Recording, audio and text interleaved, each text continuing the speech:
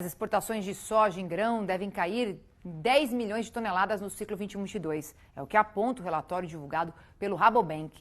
Já para o milho, o banco prevê um impulso para os embarques brasileiros. E sobre isso eu converso agora com a analista sênior de grãos e oleaginosas do Rabobank, a Marcela Marini. Boa tarde, Marcela. Seja muito bem-vinda ao Mercado e Companhia. Boa tarde, Priscila. Muito obrigada pelo convite. Eu quero saber quais fatores vão pesar nas exportações de soja. Priscila, nós temos dois fatores que estão influenciando de maneira geral para as exportações de soja atingirem essa redução de 10 milhões de toneladas que nós apontamos no último relatório. A primeira, com certeza, é a redução da oferta brasileira de soja, né? Então, a gente viu que o clima ficou bem mais seco a partir de dezembro de 2021 e isso teve um impacto direto na produtividade da soja brasileira. E com isso, a gente espera aí que a safra de soja atinja uma produção de 126 milhões de toneladas, uma redução de 16 milhões de toneladas versus a estimativa inicial da safra de soja.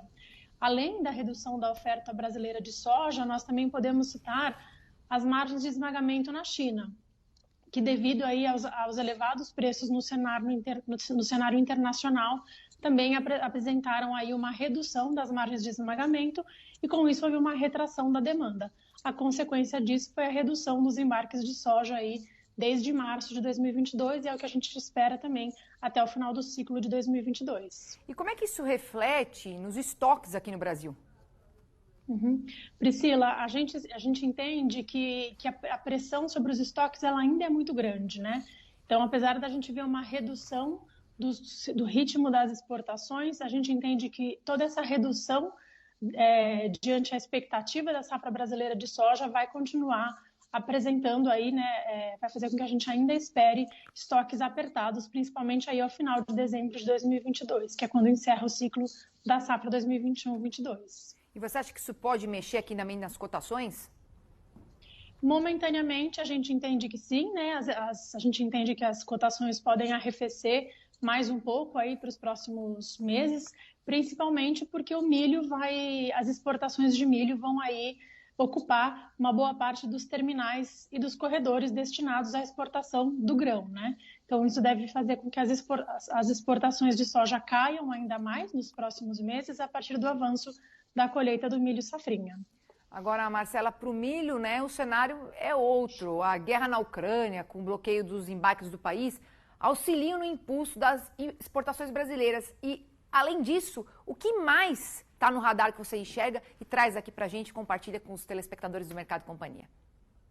Exatamente, Priscila. O cenário do milho é um pouco diferente, né? Enquanto a gente viu uma redução da oferta de soja no Brasil durante 2021-22, a gente espera aí uma safra recorde de milho durante esse ciclo.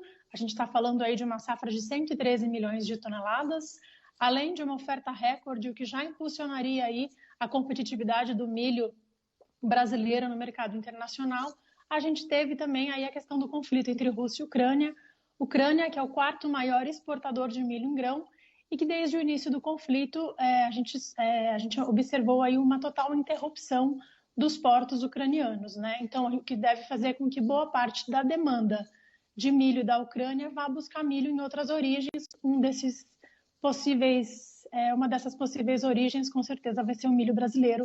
Isso deve impulsionar aí nossas exportações a atingirem um recorde de 42 milhões de toneladas. No milho a gente tem um avanço, né, da colheita da segunda safra e a entrada de uma oferta recorde, né? Como é que devem ficar os preços nos próximos meses diante desse cenário? Priscila, a gente entende que os preços devem continuar suportados, principalmente diante esse aumento da demanda internacional, mas a gente precisa ficar de olho em algumas questões operacionais, como, por exemplo, o frete.